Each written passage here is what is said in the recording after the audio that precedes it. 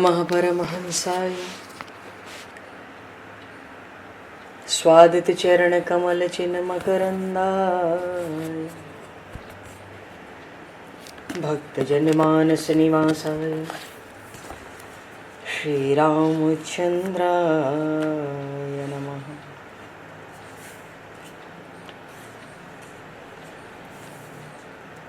वंदे विदेहतनया पदपुंडरीकं केशौरसौरभसमाहत योगिचेतं हन्तुं प्रतापमनिशं मुनिहंससेव्यं सन्मानशालिपरिपीत परागपुञ्जम्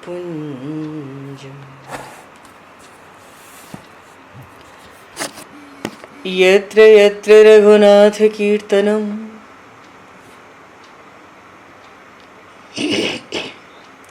तत्र तत्र कृतमस्तकाञ्जलिं बाष्पवारि परिपूर्णलोचनं मारुतं नमत राक्षसान्तकं कुन्द इंदुसमदेह उमारमण करुणायन जाहि दीन परनेह करहु कृपा मर्दन मयन।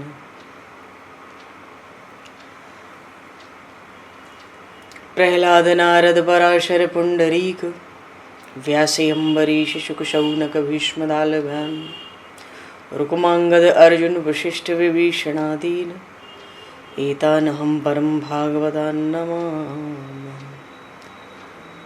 श्री सीतानाथ समारंभां श्री रामानन्दार्य मध्यमाम् अस्मदाचार्य पर्यन्तां वन्दे गुरु परम्पराम्।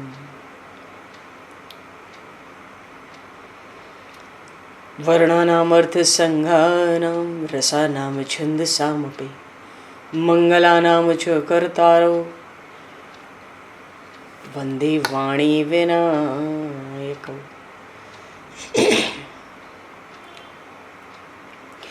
नान्यास्पृहा रघुपते हृदये स्मदीये सत्यं वदामि च भवान् किलान्तरात्मा भक्तिं प्रयक्ष रघुपुङ्गवनर्वरां मे कामादिदोषरहितं कुरु मानसं च।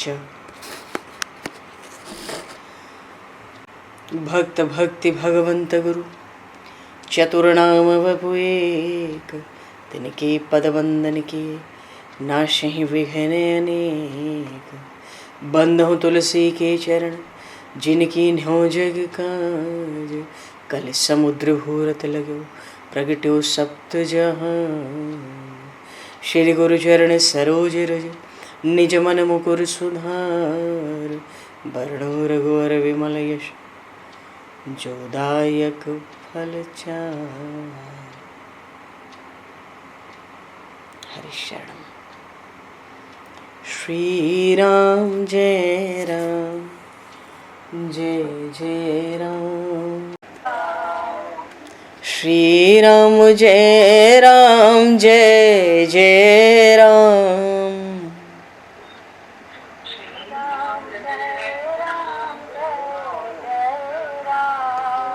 श्री राम जय राम जय जय राम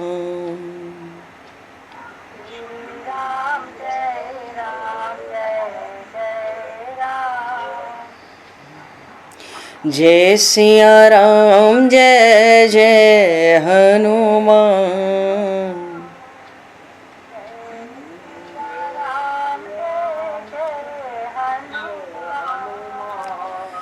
श्री गुरु रामानंद भगवान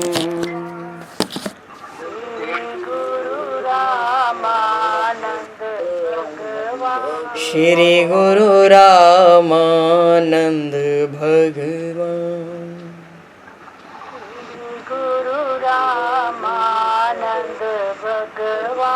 श्री राम जय राम जय जय राम।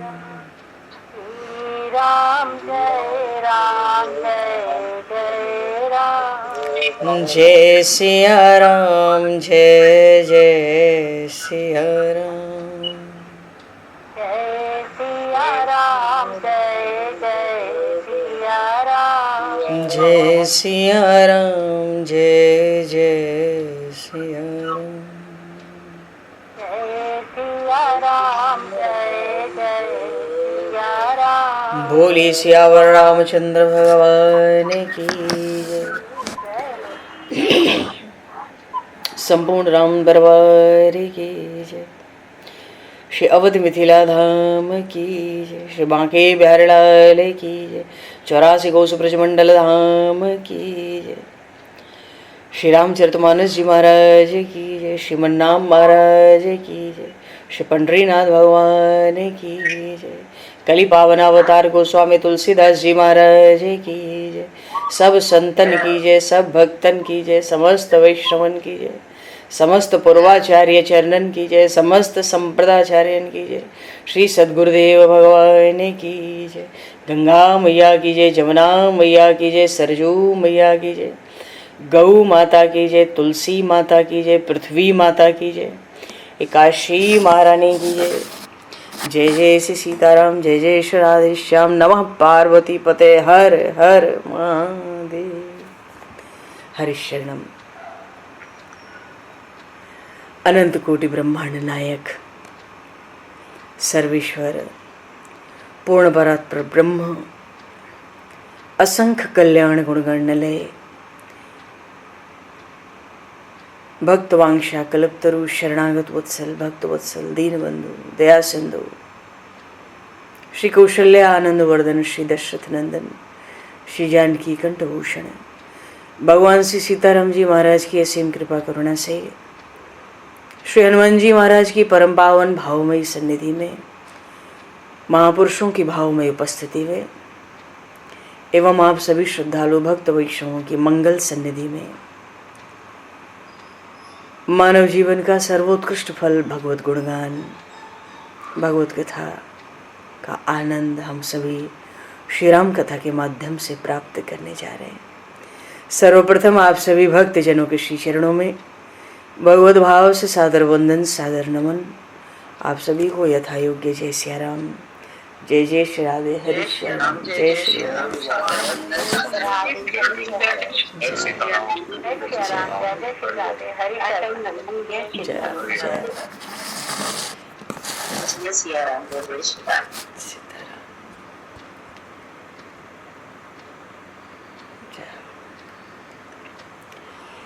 श्री रामचंद्र चरणों मनसा स्मरामि। श्री रामचंद्र चरणों वचसा गृणामि। श्री रामचंद्र चरणों शिरसा नमामि। श्री रामचंद्र चरणों शरणं प्रपद्ये। माता रामो मत्पता रामचंद्रः, स्वामी रामो मत्सखा रामचंद्रः, सर्वस्वं मे रामचंद्रो दयालुर्, नान्यं जाने नैव जाने न जाने। मंगलम कौशलेन्द्रस्य महनीय गुणालये, चक्रवर्ती तनुजाय सार्वभौमाय मंगलम।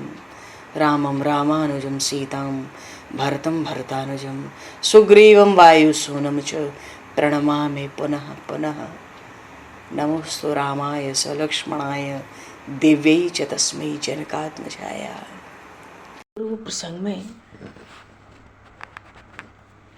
श्री रामचरितमानस में गोस्वामी श्री तुलसीदास जी महाराज वर्णन कर रहे थे कि भगवान श्री राम की जो सेना है ना, मरकट कटक बानरों की सेना समुद्र से पार हो चली और सेना की ऐसी अपार भीड़, तो प्रभु ने सोचा भाई कुछ और ऐसी व्यवस्था बने जिससे कि सेना शीघ्रता से लंका पहुंच जाए त्रिकूट पर्वत पर। प्रभु भी आके सेतु के मध्य खड़े हो गए।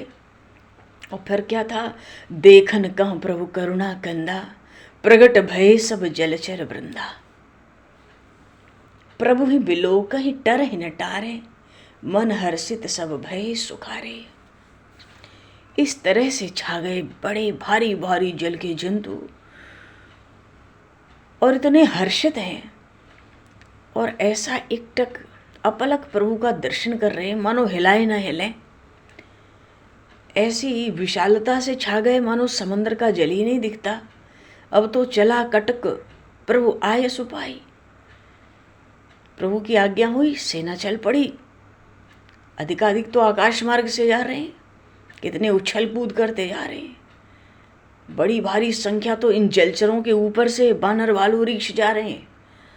और जो पुल, जो सेतु का निर्माण नल नील ने किया था, उस सेतु पर तो खास सेनापति ही जा सके, क्योंकि 18 महापद्म केवल सेनापति थे।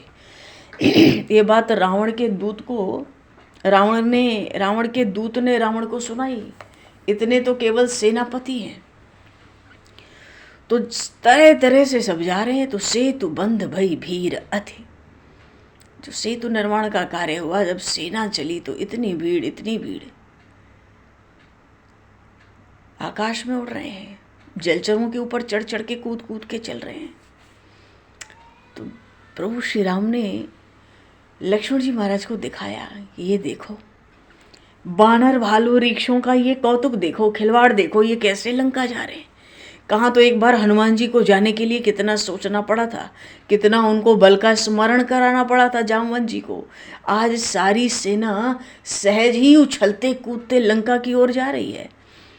तो जब ये कौतुक प्रभु ने देखा तो लक्ष्मण जी को दिखाया, अस कौतुक बिलो कि दो भाई, बिहसे चले कृपाल रघुराई। ये बानर भालू वृक्ष प्रभु को भी प्रसन्न करते हैं, उनको हंसा देते हैं।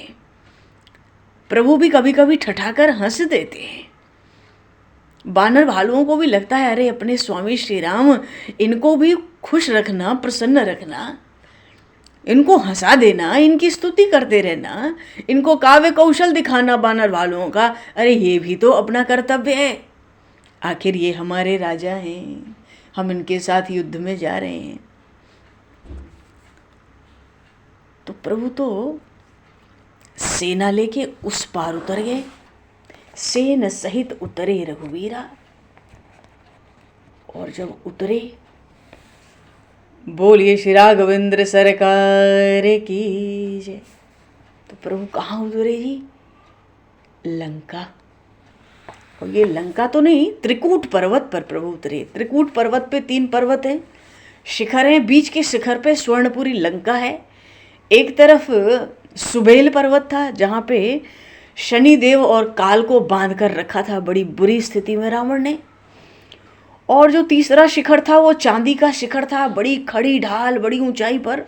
वहाँ रावण का अखाड़ा लगता था। वो जो चांदी का शिखर था, रोज शाम को अखाड़ा लगता था। नाच गाना, मनोरंजन, भोग विलास, ये नित्य।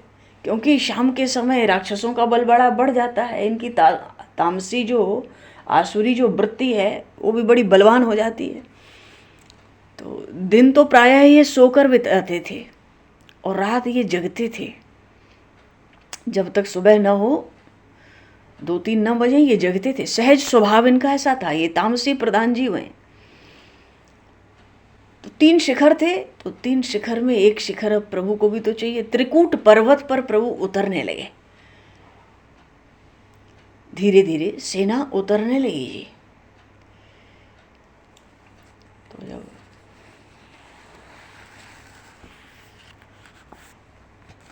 कहीं न जाए कपि जूथप भूर भीरा। इतनी भीड़, इतनी अपार सेना, इनको उतारना क्या सहज है।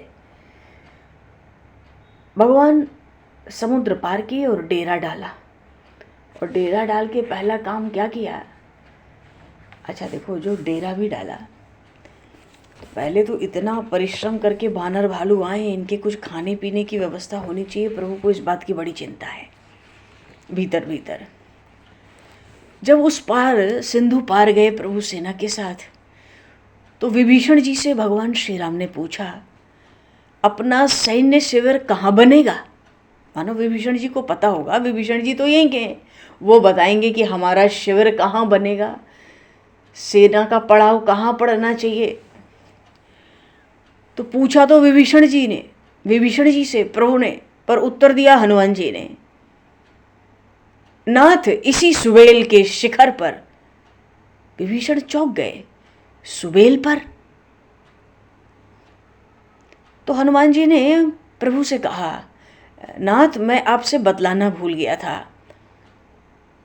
इस सुबेल पर्वत पर हमारे जिन मित्रों को रावण ने बंदी किया था, मानो कालदेव, काल देवता, शनिदेव, अन्य और भी जो थे, आज हनुमान जी प्रभु श्री राम से सबके बीच में कहते हैं, प्रभु मैं बता नहीं पाया, अपने जो सखा मित्र हैं, क्योंकि भाई देवता के पवन पुत्र ये भी हैं और वो भी तो देवता ही हैं, तो सहज मित्र हैं आपस में।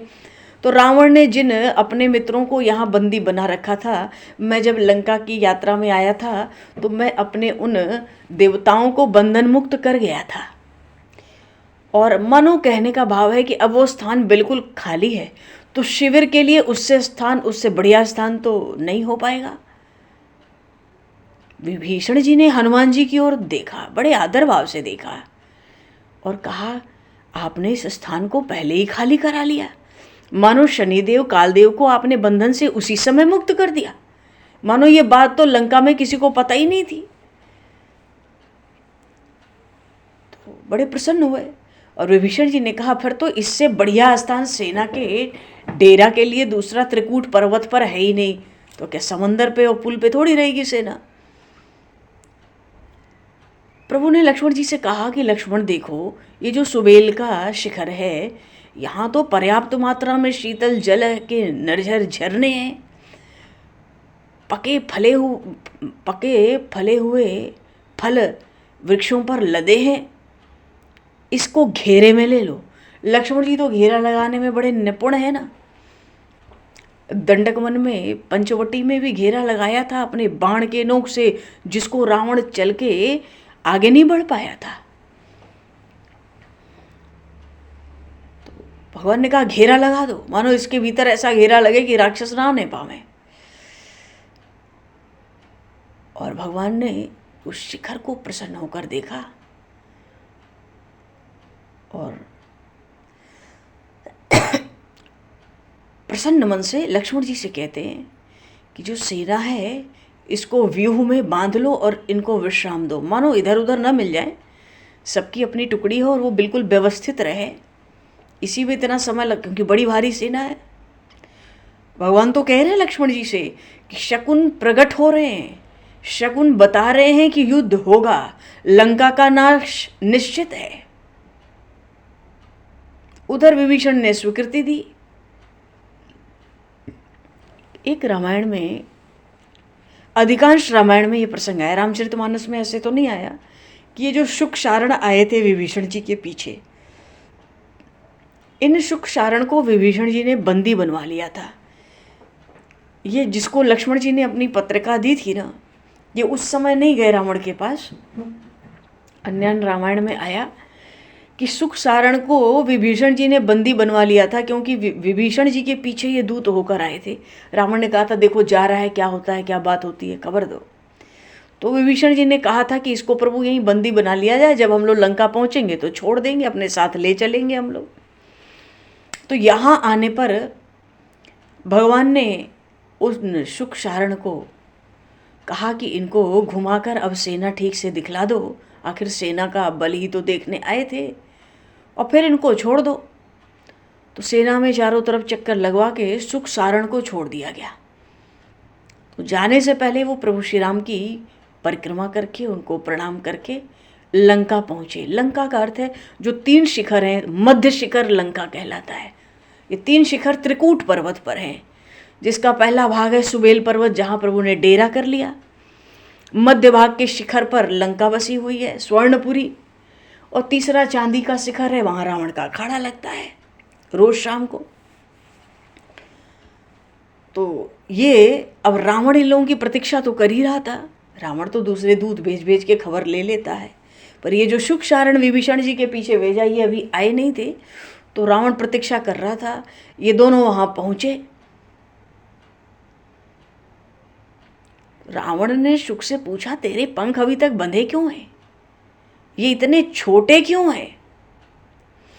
तो शुक ने रावण से कहा कि बानरों ने हमें पकड़ लिया था, हमें बांध के रखा था अभी तक, पर हमें कोई क्षति नहीं पहुंचाई। पर मैं आपको सावधान किए देता हूं, श्री राम क्षमा के सिंधु हैं, किंतु ये जो बानर भालू उनके साथ हैं, ये बहुत क्रोधी हैं। उस शुक ने रावण को भरी सभा में सुनाना शुरू किया। वो कहता है, मैं तो समुद्र पार कर गया था, अब तो श्री राम उस समुद्र पर सेतु बनाकर त्रिकूट पर उतर आए हैं। त्रिकूट पर्वत पर जहां लंका बसी थी, वहां प्रभु श्री राम आ गए हैं। ये शुक ने रावण को बताया। रावण चौंक गया। सुबेल पर, अरे एक पर्वत पर रावण रह रहा है, उसकी बगल के शिखर पे आ गई, सेना आ गई। सुबेल दूरी थी, शिखर की दूरी थी पर्याप्त। रावण चौंक गया। तो शुक ने कहा, अरे श्री राम इस पृथ्वी पर प्राणियों को काल से अभय करने के लिए ही आए हैं। और वो जो शनैश्चर था, उस सुबेल पर से हनुमान जी ने, वो जो पहले हनुमान आए थे, उन्होंने शनैश्चर और कालदेव को पहले ही मुक्त कर गए थे। अब तो हे नाथ कुशल इसी में है कि आप सीता को उनको लौटा दें। और रावण के नेत्र तो रक्त की तरह लाल हो गए। क्रोध से शुक की ओर देखा, ऐसा देखा मानो भस्म कर देगा। कहता है, उपदेश करने की आज्ञा तुझे किसने दी? चाहे सब देवता, दैत्य, दानव, गंधर्व, यक्ष राम की सहायता को आ जाएं, मैं उन्हें सीता नहीं दूंगा। चल उनका दल देखें। उनकी शक्ति की सूचना लाने के लिए तुझे भेजा गया था। तू आकर मुझे उपदेश देता है, ज्ञान देता है। शुक बताता है, रावण देखने जाता है अपने राजमहल के ऊपर से सुबेल पर्वत को। शुक बताता है मार्ग में कि राम ने समुद्र पर अभूतपूर्व सेतु निर्माण किया और सागर पार किया और सबको करा दिया। रावण तो जीवन काल में नहीं कर सका था। जब हम विभीषण जी के पीछे गए तो विभीषण जी ने हमें पहचान लिया था। उनके कहने से हमें बंदी बना लिया गया, पर हमें कोई कष्ट नहीं दिया गया। ये बात वही निश्चित हो गई थी कि जब सेतु निर्माण हो जाएगा, सारी सेना लंका पहुंच जाएगी बानर भालुओं की, तब हमें छोड़ दिया जाएगा। और यही हुआ। आते समय अनुग्रह करके राम ने हम सब दोनों को मुक्त कर दिया। सारण भी अपनी अपनी बातें सुना रहा है। रावण ने वो जो सुबेल पर्वत का उच्च भाग था उधर देखा, तो सारण परिचय देता है कौन सी झांकी का दर्शन रावण को हुआ सुबेल पर्वत पर। सारण बताता है कि वे श्री राम के समीप जो दिख रहे हैं वो आपके, देखिए श्री राम के एक तरफ तो विभीषण है आपके भाई, आप देख ही रहे हैं, और जो दूसरी ओर है ये वानरराज सुग्रीव हैं। इनका पराक्रम असीम है, दैत्य दानव इनको कोई मार ही नहीं सकता है। और ये जो हाथ उठाकर इधर ही देख रहे हैं वो बालीपुत्र अंगद हैं। और वो जो स्वर्ण वर्ण के हनुमान हैं, इनसे तो आप परिचित ही हैं। और देखो वो नीले नीले नीलवर्ण विश्वकर्मा के पुत्र वो नल हैं। और ये जो काला सफेद बानर दिखता है ये शरभ है। और ये सब बानर राक्षसों की तरह कामरूप हैं, जो चाहे रूप धारण कर लें, छोटा बड़ा। इनसे युद्ध करना सरल नहीं है। सुख सारण कह रहे हैं, रावण को दिखा रहे हैं रावण के राजभवन के ऊपर जाके। और ये जितनी बड़ी भारी कटक सेना दिख रही है आपको रीक्ष वानरों की, इनके साथ युद्ध करना सरल नहीं है। क्यों? जीवन का मोह त्याग कर ये श्री राम के लिए युद्ध करेंगे। और सारण ने दिखाया रावण को कि समुद्र के समान ये असीम बानरी सेना है। इनमें कोई तो सफेद हैं, कोई पीले हैं, कोई नीले हैं, कोई धुएं की तरह हैं, कोई गाय की पुक्ष की तरह हैं, कोई काले चलते फिरते ये जितने रीछ हैं, ये तो बड़े विशाल काले चलते फिरते पर्वतों के समान है। रीछों की ये पूरी सेना काले काजल के पर्वत के समान चलने फिरने वाली थी। और सारण रावण को दिखाता है, और इनका जो युद्धपति है ना, सेनापति, ये जामवंत है। वो देखो मैंद है, मत्त गजराज की चाल चलता है मैंद। दैत्य दानव किसी को युद्ध में कुछ गिनता नहीं, और उसी के पास में उसका भाई द्विवेद भी बैठा है। अब वो जो शुक था वो भी थोड़ा परिचय देता है। हनुमान के पराक्रम को तो आपने देखा ही है। तो ये जो पूरी सेना है, संपूर्ण सेना के प्राण, ये सांवरे वर्ण वाले, शोभा के, सौंदर्य की खान, ये श्री राम ही सबके प्राण हैं। और इन श्री राम को छोड़कर धर्म तो कहीं जाता ही नहीं है। मानो साक्षात ये धर्म की मूर्ति है। कोई ऐसा दिव्यास्त्र नहीं है हे स्वामी जो ये न जानते हो। सुख सारण भैया, तुम खबर लेने गए थे, अब शत्रुओं की इतनी प्रशंसा कर रहे हो। रावण पर सुन रहा है धैर्य से कि जितनी इनको जानकारी है वो तो मिल जाए। क्रोध तो आ रहा है उसको, पर शांत है ऊपर से। वो कहते हैं ऐसा कोई दिव्यास्त्र नहीं है जो ये श्री राम न जानते हो, लेकिन बड़े शरणागत वत्सल, बड़े उदार शिरोमणि हैं।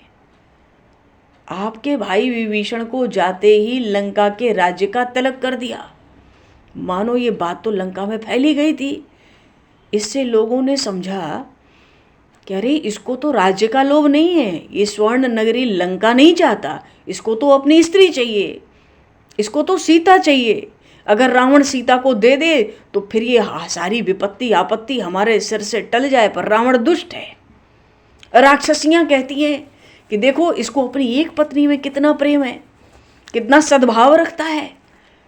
पुल बांधकर इतनी भारी सेना लेकर आया है अपनी पत्नी को ले जाने के लिए। और देखो इस राक्षस राज रावण को, इसकी कितनी स्त्रियां हैं, गिनती में नहीं आती, और किसी को कुछ भी नहीं समझता। भगवान ने तो मनोवैज्ञानिक तरीके से रावण की जो लंका के राक्षस थे, राक्षसियां थे, इनको प्रभावित कर लिया था। हनुमान जी ने भी खूब यश सुनाया। आगे के प्रसंग में अंगद जी दूत बन के जाने वाले हैं। ये तो बड़ा ही अद्भुत भगवान का यश गाकर आने वाले हैं दरबार में। तो रावण ने जब इन लोगों की बात सुनी, बड़े शरणागत वत्सल हैं, उदार शिरोमणि हैं, और विभीषण को जाते ही लंका का, वो तो हंसा। वो दिखलाने के लिए हंसता ही था। तो शुक ने दिखाया कि देखो उन श्री राम के बगल में ये लाल लाल नेत्र वाले गौरवर्ण, जिनका तेज असहनीय है, ये उनके भाई लक्ष्मण हैं। बोलिए श्री लक्ष्मण जी महाराज की जय। और ये जो लक्ष्मण हैं, सारे अस्त्र शस्त्र के पंडित हैं, विशारद।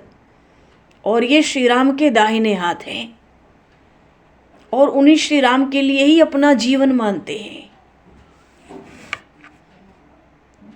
वो मूर्ख है जो इस अपरंपार वानर सेना की गणना करना चाहे। मानो रावण तो बार बार यही कहता था ना, सेना का बल पता करके आओ। और इनका पराक्रम वो कहने की बात नहीं है। आप तो देख ही रहे हो कि ये बानर, लंका में तो भेरियां बज रही हैं, उन भेरियों की ध्वनि पे ये बानर नृत्य कर रहे हैं, गर्जना कर रहे हैं।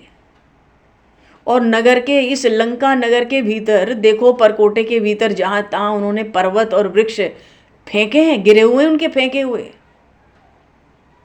और रावण कहता है, शुक सारण की भर्त्सना करता है, कहता है तुम लोग मूर्ख हो, वानरों ने तुम्हें बहुत मारा पीटा है लगता है, इसलिए तुम भयभीत हो गए हो। हमारा अन्न खाते हो और शत्रु की प्रशंसा करते हो। मैं अभी तुमको मार देता, किंतु तुम दोनों ने पहले मेरी बहुत सेवा की है, अतः मैं क्षमा करता हूं। तो इतने में शुक ने, रावण अपनी सभा में आके बैठ गया। कहते कहते देख तो लिया उसने सब, इन दोनों को फटकार लगाई, क्योंकि वो अपने आगे वो अभिमानी, किसी को कुछ समझता तो था नहीं। दरबार में आके बैठा तो वहां आके शुक ने पीछे पीछे आया, नम्रता पूर्वक शुक सारण। और शुक ने रावण से भरी दरबार में कहा, स्वामी आप असंतुष्ट न हो, नाराज न हो हम पर। और लक्ष्मण जी महाराज का दिया हुआ पत्र निकाला। और रावण से कहा, पकड़ा दिया रावण को, निकाला। कहता है कि इसे राम के छोटे भाई ने आपको देने के लिए दिया है। रावण ने देखा सूत्र के 3 घेरे हैं, मानो शत्रु को भेजा गया पत्र है। प्रहस्त से बोला, प्रहस्त पढ़ो इसे। प्रधानमंत्री है प्रहस्त, मामा भी लगता है।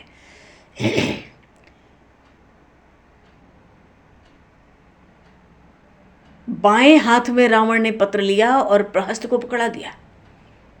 प्रहस्त ने खोला, देखा, और रावण को देखकर प्रहस्त ने कहा भरी सभा में, इतना अशिष्ट, ऐसी अशिष्ट भाषा में जो पत्र लिखा है उसको पढ़ने का साहस मैं नहीं कर सकता। मानो उसने कह दिया इसमें जो भाषा लिखी है वो उच्चारण करने योग्य नहीं है दरबार में।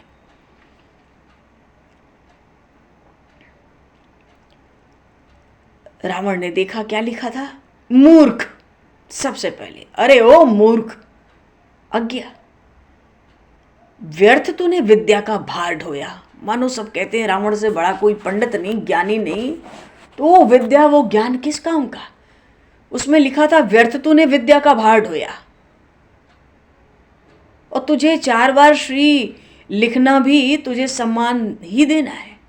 अभी भी अभिमान को त्याग दे, श्री जनक नंदिनी को देकर प्रभु श्री राम के चरण पकड़ ले, अन्यथा तेरा और तेरे वंश का विनाश आ पहुंचा है। और तेरे संहार के लिए मुझ लक्ष्मण के त्रोण में, तरकस में पर्याप्त बाण विद्यमान है और किसी को इस युद्ध में कुछ करने की आवश्यकता नहीं पड़ेगी। तो चिंता मत कर, मैं तो तेरा साक्षात काल तेरे सामने खड़ा हूं। ओ, जैसे ही दशग्रीव ने देखा कि ये लिखा है, उसने फाड़कर अग्नि में डालने के लिए दे दिया। शुक ने हाथ जोड़ लिया। वो कहता है आप सचमुच इस पत्र की बात मानकर सीता को दे दे तो ही अब आपका मंगल है। हम तो सारी सेना बल पराक्रम उनका देख आए। रावण को बहुत तेज क्रोध आया, गरजा वो क्रोध से। कहता है तुम दोनों कृतज्ञ नहीं हो, अभी तो क्षमा किया था ना कि तुम लोगों ने बड़ी सेवा की, फिर इन्होंने क्रोध दिलाया। रावण कहता है अभी लंका से निकल जाओ। भय के मारे दोनों ऊपर उछल गए। आश्चर्य हुआ ना, सबने आश्चर्य में दृश्य देखा। आकाश में तो उछले कि भाई ये मारपीट करे, उससे पहले उछल जाओ ऊपर। उनके थे राक्षस के शरीर मुनियों के रूप में बदल गए। बात यह है कि ये महर्षि अगस्त के शाप से ये मुनि राक्षस बन गए थे। और जब इन्होंने किसी कारणवश क्षमा मांगी महर्षि अगस्त से, तो उन्होंने कहा कि तुम लोग राक्षस हो के अब लंका में रहो, श्री राम का दर्शन करके रावण के द्वारा निष्कासित होने पे तुम शाप मुक्त हो जाओगे। आज दोनों राक्षसों का शरीर छोड़कर जैसे ही आकाश में उछले, वैसे ही इनके मुनियों के स्वरूप, मुनियों का रूप इनको प्राप्त हुआ। एक बार को तो लंका के दरबार में देखने वाले सभी को आश्चर्य हुआ।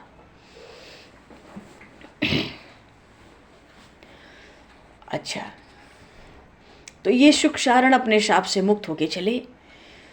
तो मुक्त हुए, आए सुबेल पर्वत पे प्रभु श्री राम के पास, उनकी वहां पे प्रदक्षिणा की, उनको प्रणाम किया और फिर महर्षि अगस्त के अपने आश्रम चले गए वहां से वो। अच्छा, रावण ने देखा सुखसारण का मुनिवेश, तो सभा तो डर गई थी, तो बड़ा चतुर था बातें बनाने में। तो सभा के बीच में कहता है ये राक्षस नहीं थे, देखो मैं पहले ही कहता था ये छल कपट है, तभी तो ये शत्रु का इतना यश गाता है। तो इन्होंने जो सूचना दी है राम की सेना के बारे में वो विश्वास करने योग्य नहीं है, क्योंकि ये हमारे संग ही छल कर रहा था। मानो तुम लोग डरना मत। राक्षसों को सभा में कहते हैं तुम लोग डरो मत, कितने बलशाली बलशाली आए, ये तो छल कपट करके बातें सुनाते। देखो अभी राक्षस था, आज तक मुनि बन के चला गया। उसने महोदर को बुलाया, फिर कहता है कि एक दूत भेजो सुबेल पर्वत पे और राम की सेना की पूरी जानकारी लेकर आवे। तो भाई ये दूत तो पहले भी गया था। और बानर तो मार ही देते, प्रभु तो इतने दयामय है ना प्रभु श्री राम। उसको याद आया, पहले बार ही बानर हमें मार दिए होते यदि दयामय श्री राम ने रक्षा न की होती। वो दूत जाने से पहले ही कहता है, स्वामी श्री राम ने गरुण व्यूह बनाया है। कोई कोई सेनाएं चक्रव्यूह में सजाई जाती हैं, प्रायः बड़ा कठिन होता है चक्रव्यूह में प्रवेश करके युद्ध करना। यहाँ प्रभु श्री राम ने, उस शार्दुल दूत ने बताया, अरे इस राम ने तो गरुण का व्यूह बनाया है। अब आप युद्ध करें या शीघ्र सीता उनको लौटा दें, आप विचार कर लो। रावण ने उसको भी डांटा, शत्रु की सेना का वर्णन करता है। जो दूत गया हो तो कहता है, बानर तो देवपुत्र हैं, उनकी गणना करना, उनके बल पराक्रम का अनुमान कर पाना असंभव है। और राम लक्ष्मण की जो शक्ति है, उनके जो सद्गुण हैं, उसका तो अनुमान भी नहीं किया जा सकता। रावण को और क्रोध आया, शत्रु की स्तुति करता है। दूत चुपचाप सिर झुका के भाग गए। शाम का समय हुआ। उधर क्या था, जब सेना पहुंची तो प्रभु ने सोचा सबने खूब परिश्रम किया है। सुबेल पर जब डेरा डला तो भगवान ने सकल कपिन कहूँ आयुष देना, भगवान ने सबको आज्ञा दी, सब बानर भालुओं को, कि खा हो जाए फल मूल सुहाए, सुनत भालू कप जहाँ तहाँ धाए। जाओ सब लोग फल फूल खाओ, भोजन करो। इतना सुनते ही जितने बानर भालू थे जहाँ तहाँ दौड़ पड़े। और उस समय सुबेल पर्वत पे सब तरु फरे राम हित लागे। अब ऋतु है कि अऋतु है, समय है कि नहीं है फल के पकने का, सब वृक्षों में खूब फल लद गए।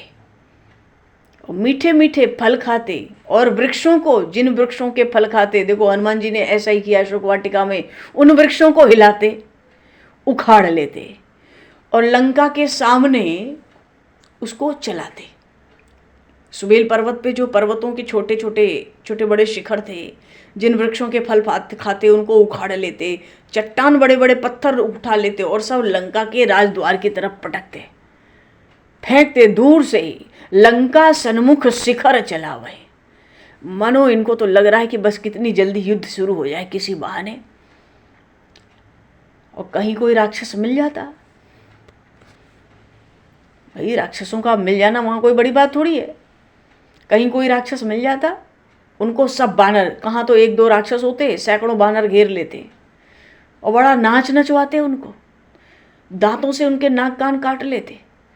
और जब 2 4 10 बार प्रभु श्री राम की वो जय जयकार करते ना, जय जय जय श्री राम, जय श्री राम, जय श्री राम, जय सुग्रीव, जय लक्ष्मण, जय हनुमान, कहीं प्रभु सुजस दे ही तब जाना, तब उनको वापस लंका में लौटने देते। नाक कान तो काट ही लेते और तरह तरह से नाचना चाहते। अब जब नाक कान कट जाती है तो सब दौड़कर कहाँ जाते, रावण के पास। तिन रावण ही कही सब बाता। गोस्वामी जी कह रहे हैं कि वो राक्षस, बड़ी सुंदर सुंदर अलग अलग रामायण में कथा है। गोस्वामी जी का भाव है कि इन राक्षसों ने आकर, जिनके बानरों ने नाक कान काट के पकड़ के बहुत नचाया घेर घेर के उनको, और भगवान का यश जय जयकार उनके मुंह से करवाई, फिर उनको लंका लौटने दिया, ऐसे राक्षस जाकर दौड़कर प्राण की रक्षा के लिए रावण के पास जाते और सब बात सुनाते कि अरे वो तो सुबेल पर्वत पे सारी सेना आ गई है। तो सुबेल पर्वत पर सेना आ गई है तो पुल बांध कर आई होगी ना। गोस्वामी जी श्री रामचरितमानस में कह रहे हैं, सुनत श्रवण बारिधि बंधाना, 10 मुख बोली उठा अकुलाना। अपने जीवन काल में तो ये समुद्र पर पुल नहीं बना पाया, योजना थी रावण की, पर पूर्व रूप भी नहीं बना पाया था इस योजना का। व्याकुल हो गया। अब देखो उसके 10 मुख हैं, तो सहज तो वो होगा ना, किसी के 10 मुख हैं तो 10 मुंह से एक साथ बोलेगा, ये सहज बात है। पर जब रावण ऐसे बोलता था बचपन से ही, तो किसी को उसकी बात तो समझ आती नहीं थी। 10 मुंह से 10 तरह की बात करेगा, तो हम कौन से मुंह की बात को समझें और उसका उत्तर दिया जाए। तो रावण 10 मुंह से ही बोलता था, पर धीरे धीरे उसको समझ आया कि हम 10 मुंह से बोलते हैं तो लोग मेरी बात नहीं समझते। तो रावण ने अभ्यास बना लिया था कि 10 में से 9 मुंह जो थे ना उसके, उनको तो बड़े धैर्य के साथ दांत पे दांत चढ़ाकर बंद रखता था, और एक मुख से वो बोलता था। यहाँ तक कि वो मंदोदरी से भी मिलता था तो 10 में से 9 मुख दबाकर दांत पे दांत एक मुख से बोलता था। रावण को इस तरह बोलने की बड़ी कठिनाई थी, पर उसको अभ्यास अच्छा हो गया था। और आज जब उसने सुना कि इस भरी दरबार में, क्योंकि इससे पहले देखो इसने दूतों से रावण ने कहा था कि क्या उनका तुम बड़ाई करते हो, समझ गया, बैठ के मेरे भाई के कहने से बैठ के समुद्र से रास्ता मांग रहा है। ये क्या नन्हे नन्हे बच्चों की तरह हट करके बैठे हैं। अब मैं अपने शत्रु के बल बुद्धि की सबकी थाह पा चुका हूँ, ज़्यादा उनकी प्रशंसा करने की आवश्यकता नहीं है। सब दरबार में रावण ने ये बात कही थी। आज उन राक्षसों ने जिनके नाक कान कट गए उन्होंने आके बताया, वो तो पुल बांध लिए और सुबेल पर्वत पे आ गए। जब पुल बांध लिया, समंदर पे सेतु बन गया, इसको सुनते ही वो इतना व्याकुल हो गया। 10 मुख, उसके तो 10 मुंह थे, 10 मुख बोल ही उठा अकुलाना। वो 10 मुख से आज एक साथ बोल पड़ा पूरी सभा में। क्या बोलता है? बांध्यो सत्य, मानो तुम सत्य कहते हो। उसने पुल समुद्र को बांध लिया। बांध्यो बन निधि नीर निधि जलधि सिंधु बारिश सत्य तो निधि कंपति उदधि पयोधि नदीस। कहता है सच में क्या बांध लिया उसने, सचमुच बांध लिया। किसको? तो 10 मुख से ना, ये समंदर के 10 नाम है। ये समुद्र के वन निधि, नीर निधि, जलधि, सिंधु, बारिश, ये सब समुद्र को कहते हैं। तोय निधि, कंपति, उदधि, पयोधि, नदीस, ये 10 नाम लिए। 10 मुख से एक साथ आज रावण दांत पे दांत नहीं चढ़ा पाया, इतना व्याकुल हो गया, उसका अभ्यास छूट गया। 10 मुख बोल उठा अकुलाना। क्या सचमुच उसने बांध लिया? उसको लगा, दूसरे पल ही लगा कि अरे मेरी व्याकुलता तो दरबार में प्रकट हो गई। तो बेहस गए उग्रह करी भय भोरी। अपने भय को, भीतर जो कुछ पल के लिए एक भय आया था उसको भुला दिया उसने। अभिमानी है ना ये, उसको भुला दिया और ठाका लगाते हुए बाहर निकल आया। इधर मंदोदरी जी ने सुना। मंदोदरी सुने प्रभु आयो और कौतुक ही पाथोदी बधायो। जामवन जी ने तो कहा ही था कि कौतुक करो तुम लोग, एक खिलवाड़ बता देता हूं, एक तमाशा होने दो। रामचरण पंकज उर धरहु कौतुक एक भाली कप करहु। धावहु मरकट बिकट बिरू था आनहु बिटप गिरन के जूथा। और सुन कपि भालू चले करिहुहा जय रघुवीर प्रताप समूहा। तो जामवन जी ने तो कौतुक खिलवाड़ कराया ही था। मंदोदरी जी ने सुना कि प्रभु आ गए, प्रभु त्रिकूट पर्वत पर आ गए हैं। और खेल खेल में कौतुक ही पाथोदी बंधावा, समुद्र को खेल खेल में प्रभु ने बांध दिया। तो रावण तो उठ के चला ही था दरबार से, आया राजभवन के भीतर। तो यहाँ मंदोदरी को समाचार पहले ही मिला हुआ था कि प्रभु तो आ गए। तो उसने हाथ पकड़कर रावण का अपने निज महल में ले आई और बड़ी इतनी मीठी, इतनी मधुर वाणी से बोली। रावण के उसने चरण पकड़ लिए, अपना जो आंचल था उसको रावण के सामने उसने फैला दिया, मानो कोई भिक्षा की याचना करती हो। कहा तो लंका की महारानी है मंदोदरी, और कहती है सुनहु बचन पिय परिहरि कोपा। मेरे क्रोध को, अपने क्रोध को त्याग कर मेरी जो वाणी है इसको सुनो। तुम बड़े बुद्धिमान हो, बड़े तुम प्यारे भी हो, पर तुम मेरी आज बात मानो, अपने क्रोध को छोड़ो। क्यों छोड़ो? नाथ बैर कीजे ताही सो बुद्धि बल सकिए जीत जाई सो। हे स्वामी, बैर उससे किया जाता है जिसको हम अपने बुद्धि बल से जीत सके। मानो राम जी को न तो बुद्धि में तुम पाओगे न बल में पा सकते हो। तो क्रोध छोड़ो, मेरी बात मान लो, अभी भी बात मान लो, कुछ ज्यादा नहीं बिगड़ा है। और तुम में और श्री राम में कैसा अंतर है? अरे जैसे जुगनू में और सूर्य में अंतर है। हे स्वामी, आप विचार करो कि अति बल मधु कैटप जहि मारे महावीर दिति सुत संहारे। जहि बलि बांधि सहस भुज मारा सोई अवतरे हरण मही भारा। तासु विरोध न कीजिए नाथा, काल कर्म जीव जाके हाथा। इतने बलशाली मधुकैटभ को भगवान ने हैग्रीव अवतार लेके मार दिया था। मंदोदरी कहती है मधुकैटभ को जिसने मारा था ऐसे बलशाली थे, ब्रह्मा जी के वेद ही उठा लाए, उनको इन्होंने ही मारा। और महावीर दितिसुत कौन थे? हिरण्याक्ष और हिरण्यकश्यप। बोले इन ऐसे महावीर दैत्यों का जिन्होंने संहार कर दिया और जिन्होंने जेहि बलि बांधी, सहस भुज मारा, एक बाण से तो बाली मरा। वामन अवतार लेके गए तो वहां राजा बलि को बांध लिया। सहस्र भुजा वाले उस सहस्र भुज को प्रभु ने मार डाला। सोई अवतरे वही परमात्मा, वही भगवान, वही साक्षात नारायण, सोई अवतरे हरण मई भारा, पृथ्वी का भार हरण करने के लिए। मानो कहना चाहती है तुम तो गुरुद्रोही हो, शिवद्रोही हो, देवताओं के द्रोही हो, धर्म के द्रोही हो, वेद के द्रोही हो, गाय ब्राह्मण पृथ्वी सबके द्रोही हो। सोई अवतरे हरण मही भारा, वो बार बार जो पृथ्वी पे अवतार लेते हैं उन्होंने ही अवतार लिया है। और उनके साथ हे नाथ विरोध न करो जिनके हाथ में काल कर्म जीव का सब कुछ है।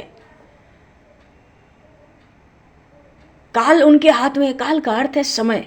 जब चाहेंगे वैसी उपस्थिति, ऐसी परिस्थिति प्रकट कर देंगे कि तुमको मरना पड़ेगा। कर्म भी उन्हीं के हाथ में है। ऐसा कर्म प्रारब्ध में जो मृत्यु रूपी फल देता है उसको जब चाहे वो प्रकट करा दें। और जीव भी तो उनके हाथ में है। शरीर की शोभा इसलिए क्योंकि भीतर जीव है, प्राण है। वो जीव तो उस परमात्मा के हाथ में है। वो आपकी इस देह में जो भीतर जीव है जब चाहेगा निकाल लेगा। देखो कितनी बुद्धिमान, कितनी भारी पंडिता है ये मंदोदरी जी। कितना सुंदर रावण को सार सार बात समझाई। काल कर्म जीव जाके हाथा, तासु विरोध न कीजिए नाथा। इसलिए कह रही हूं राम ही सौंपी जानकी, नाई कमल पद माथ, सुत कहूँ राज समर्पी बन जाई भजिए रघुनाथ। कैसी सार सार इतनी हितकारी, परम हितकारी वाणी बताई, सुनाई। राम जी को जानकी अभी भी सौंप दो, उनके चरण कमल में सिर झुका दो। मेघनाथ को राज्य दे दो अब लंका का, और चलो कहो तो हम भी चलें, बन जाए भजिए रघुनाथ। अभी नहीं श्री रघुनाथ जी का भजन किया जाए। अरे ये श्री राम तो दीन दयाल है, नाथ दीन दयाल रघुराई। बाघ के सामने भी कोई मनुष्य पड़ जाए और एकांत में जंगल में कहीं बाघ मिल जाए, कहीं मिल जाए, हम अकेले हों, बाघ को दंडवत प्रणाम कर दो, बाघ नहीं खाता। बाघ उस जीव पर आक्रमण, उस मनुष्य पर आक्रमण नहीं करेगा। उस जीव पर, जानवर पर भी आक्रमण नहीं करेगा अगर उसको दंडवत कोई प्रणाम कर दे। मानो दंडवत का अर्थ है वो समझता है कि ये शरण है। तो मंदोदरी जी कहती है कि बाघऊ सन्मुख गए न खाई। और फिर ये रघुराई तो नाथ दीन दयाल रघुराई, ये तो दीन दयाल है, दीन बंधु। जो करना चाहिए था जीवन में वो तुम सब कर चुके हो। तुम सुर असुर सचराचर जीते, कुछ भी तो नहीं छोड़ा, सब तो तुम्हारे वश में। जो जीवन में करना था बल पौरुष का, भोग विलास का कार्य, सब तो कर ही चुके हो। तो मंदोदरी रावण को उपदेश देती है। संत अब पत्नी है तो उपदेश कैसे दे, तो कितना सुंदर महापुरुषों का आश्रय लेकर वो कहती हैं, संत कहीं असनीति दसानन, चौथे पन जाई नृप कानन। रावण से कहती है, हे दशानन, महापुरुष ऐसा कहते हैं कि जीवन का जब चौथापन आ जाता है, चौथा भाग, ऐसी अवस्था उम्र आ जाए तो वन में जाना चाहिए राजा को भी। चौथे पन जाई नृप कानन। मानो अब समय हो गया, जो करना था जीवन में तुमने सब कर लिया। कितना भारी प्रबल शत्रु है, उसकी महिमा देखो, वो कौन है, वो साक्षात नारायण है।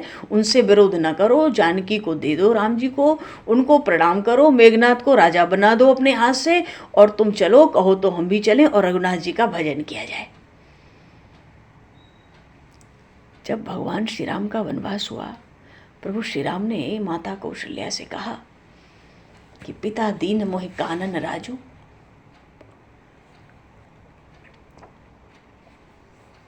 तो मैं तो वन को जा रहा हूँ, बर जाऊंगा। उस समय माता कौशल्या ने भी कहा था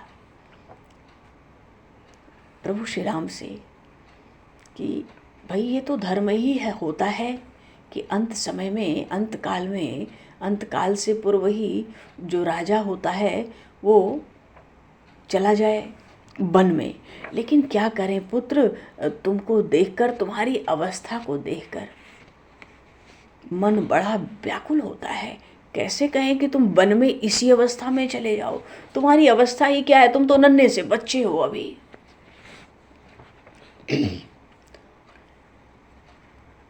बहुत व्याकुल हुई थी वहां पर माता कौशल्या भी।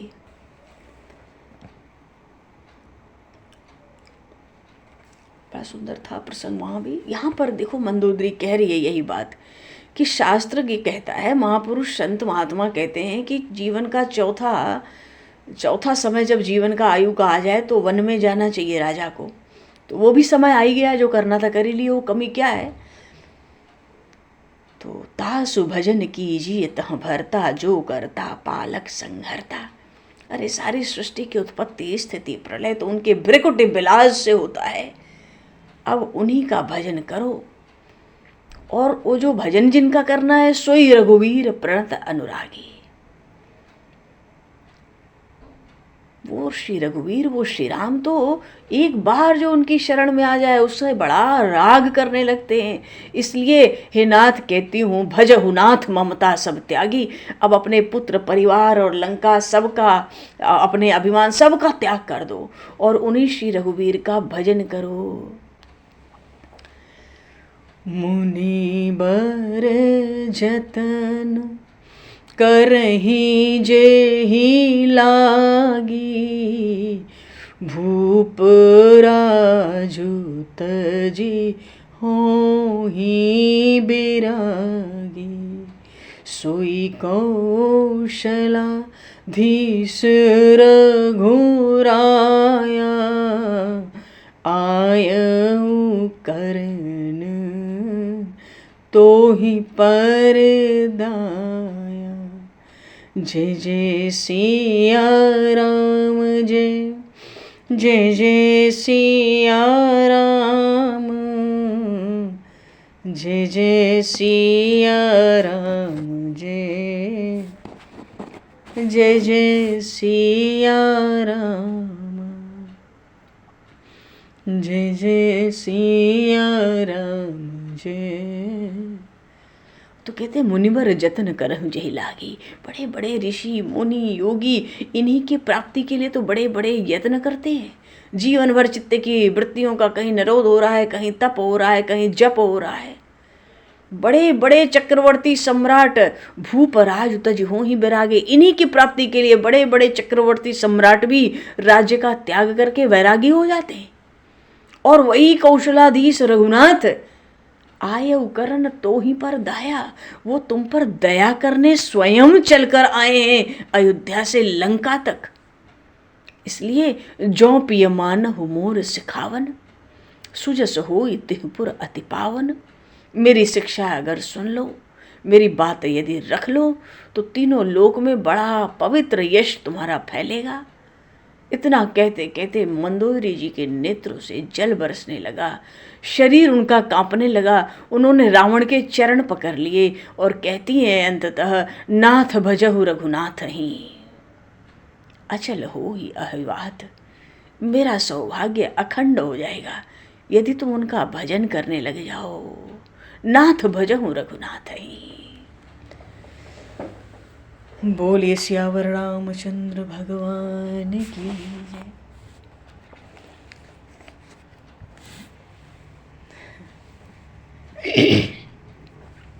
समय को दृष्टिगत करते हुए आज यहीं पर दो पल्ला बोलकर वाणी को विराम दिया जाए। बोलिए श्री राघवेंद्र सरकार की जय। हरे श्री राम। जय श्री राम, जय जय श्री राम, जय जय सिया राम, जय जय सिया राम, जय सिया राम, जय जय सिया राम, जय सिया राम, जय जय सिया राम, जय सिया राम, जय जय सिया राम, श्री राम जय राम, जय जय राम, श्री राम जय राम, जय जय श्री राम जय राम, जय जय राम, श्री राम जय राम, जय जय राम। बोलिए सियावर रामचंद्र भगवान की। समय को दृष्टिगत करते हुए आज यहीं पर वाणी को विराम। वाक्य पुष्पांजलि प्रभु के श्री चरणों में सादर समर्पित। आप सभी को भी यथा योग्य जय सिया राम, जय जय श्री राधे, हरि शरणम, जय श्री हरि सीताराम। सिया राम, जय सिया राम, जय सिया राम। बोलो जय हो, जय हो। हरि हरि